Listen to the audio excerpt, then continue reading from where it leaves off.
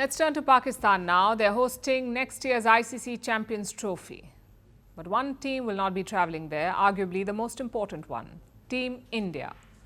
It's been a raging controversy for months now. India wanted to play its matches outside Pakistan, but Pakistan said no exceptions. Everyone must travel. Last week, the ICC met to resolve the deadlock. That's the International Cricket Council, ICC, the global governing body of cricket.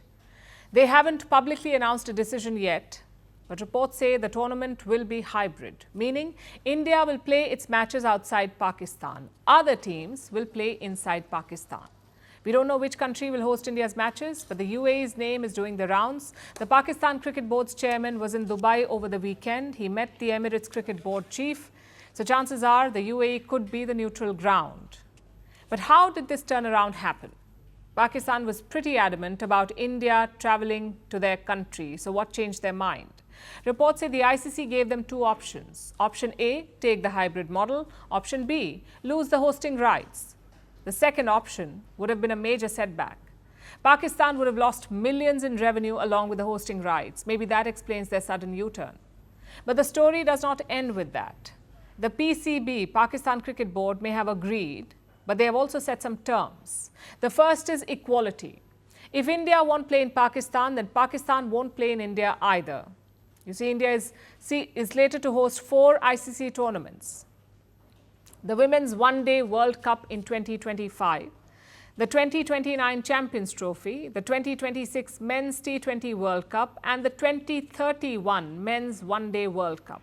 That's 4 events in the coming 6 years. Pakistan says we won't travel to India for these matches. They will have to be held on neutral ground, a sort of tit for tat. Condition number 2, Pakistan wants a greater share of ICC revenue. Right now, India gets 38% of the revenue, the total revenue. Pakistan gets only 5.7%. They want their share to be increased. But will India and the ICC agree to these terms?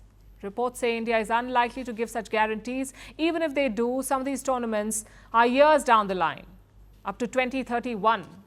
Who knows what will happen by then? Because India's cricketing power is only growing. Yesterday, Jai Shah took over as the ICC chairperson. He's the youngest person to hold that post. He's also the son of India's Home Minister Amit Shah. And that's a key point to note here. This is not a call taken only by the Indian Cricket Board. Politicians, fans, governments, all of them agree. I mean, just look at the situation in Pakistan. November was a very violent month there. Some 257 people were killed in terror attacks, and that included 104 security personnel. Why would anyone send their cricket team to such a country? The Indian board will be congratulated for this, but Pakistan's board is under fire.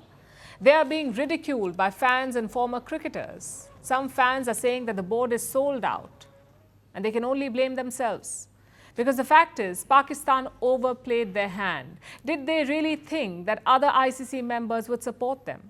That too against India.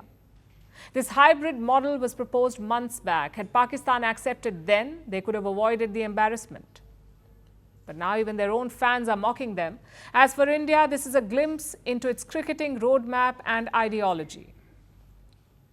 Jai Shah talked about cricket's inclusion in the Olympics, about expanding the women's game and making it more inclusive. But there are red lines that India will not cross. And to enforce them, the Indian board is more than willing to throw its weight around.